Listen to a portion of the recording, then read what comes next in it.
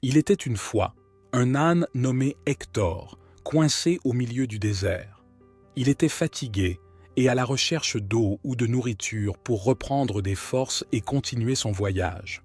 Le pauvre Hector se sentait faible et se plaignait de sa situation difficile dans ce désert désolé. Chaque seconde qui passait, il pensait « Je n'en peux plus, je dois trouver un endroit pour passer la nuit et un peu de nourriture.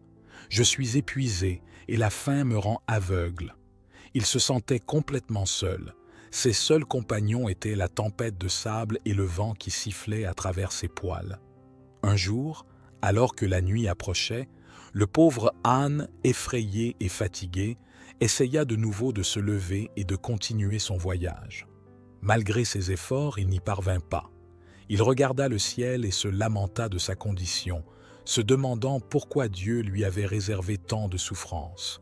Il s'exclama « Dieu, je suis fatigué d'être ici, avec une profonde tristesse et un corps épuisé. » À ce moment, un ange passant par cet endroit le vit et lui dit doucement « Reste calme, âne, je suis là. » Confus, Hector demanda « Qui êtes-vous » Soudain, un sentiment de paix envahit son corps fragile. La douce voix de l'ange répondit « Je suis ton ange, je t'ai dit de rester calme. » Hector le regarda et l'ange continua « Oui, cher âne, je suis sur le point de rencontrer Dieu. » À ce moment, un sentiment de calme envahit le corps fatigué et faible de l'âne.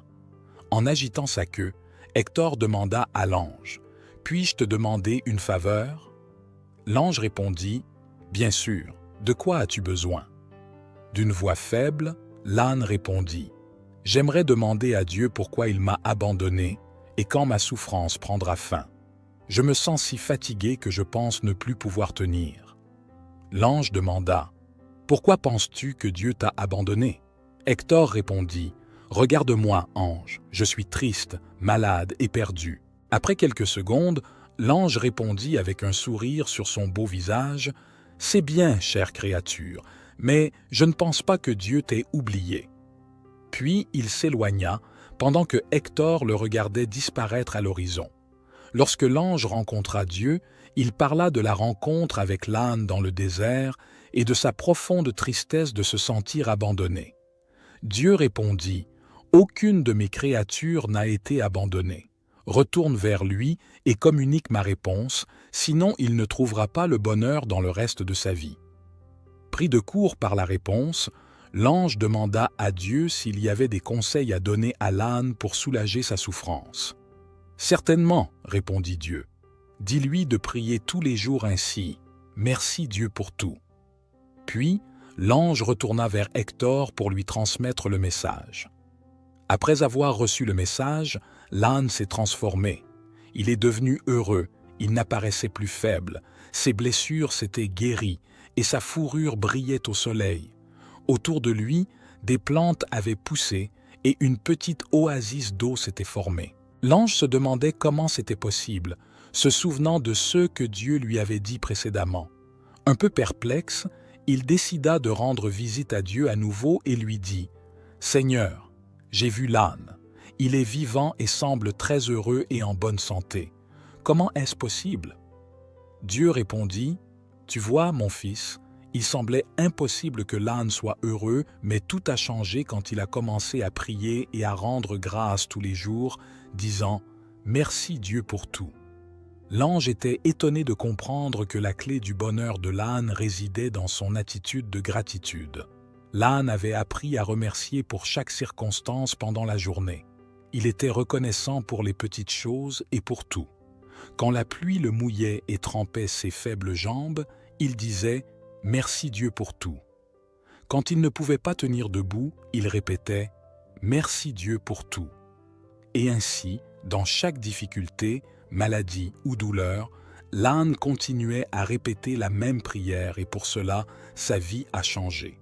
Il a compris qu'il ne pouvait pas le faire seul, mais que grâce à sa foi en Dieu, il était capable de faire face à toute adversité dans la vie.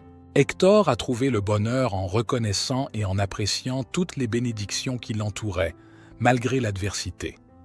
À partir de ce moment, Il a mené une vie pleine et significative, conscient que sa foi et sa gratitude étaient sa plus grande force.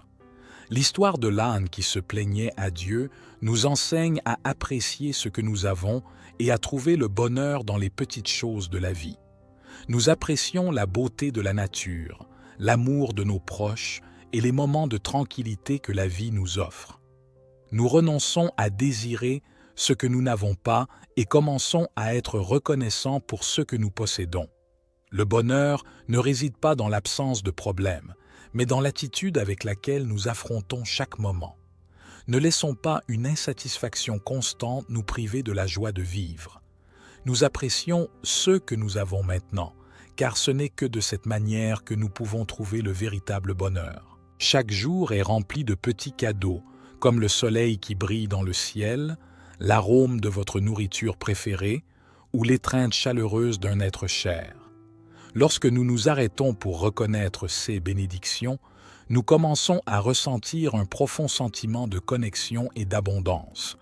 La gratitude nous aide à apprécier la vie dans son ensemble, à trouver des leçons et des opportunités de croissance personnelle même dans des moments difficiles.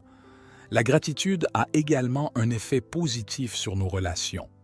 Lorsque nous exprimons notre gratitude envers les autres, nous renforçons les liens et créons un climat de respect mutuel.